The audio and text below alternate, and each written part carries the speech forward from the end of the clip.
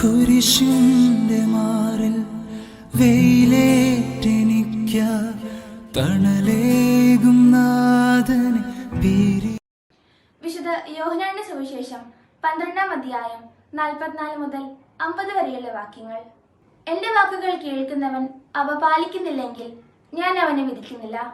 കാരണം ഞാൻ വന്നിരിക്കുന്നത് ലോകത്തെ വിധിക്കാനല്ല, രക്ഷിക്കാനാണ്. എല്ലാ മനുഷ്യരെയും തന്നോട് ചേർത്ത് നിർത്തുവാൻ ആഗ്രഹിച്ച ദൈവപദ്ധതിക്ക് പാപം വിഘ്നം സൃഷ്ടിച്ചപ്പോൾ അതിനെ പരിഹരിക്കാനാണ് ദൈവം തന്റെ പുത്രനെ ലോകത്തിലേക്ക് അയച്ചത്. അതുകൊണ്ട് തന്നെ ഈശോയ്ക്ക് താൻ അയക്കപ്പെട്ടവനാണെന്നും തന്റെ ദൗത്യം എന്താണെന്നും നല്ല ബോധ്യമുണ്ടായിരുന്നു. ഞാൻ വന്നിരിക്കുന്നത് ലോകത്തെ വിധിക്കാനല്ല, രക്ഷിക്കാനാണ് എന്നൊറ്റ വാചകത്തിൽ ഇതെല്ലാം സംഗ്രഹിച്ചിരിക്കുന്നു. അതിനാൽ അവിടുന്ന് പറഞ്ഞതും പ്രവർത്തിച്ചതും ഒടുവിൽ കുരിശിൽ മരിച്ചതും എല്ലാം പാപികളെ നമ്മെ രക്ഷിക്കാനാണ്, നമുക്ക് നിത്യജീവൻ ലഭിക്കാനാണ്. ദൈവം നിങ്ങളെ അനുഗ്രഹിക്കട്ടെ.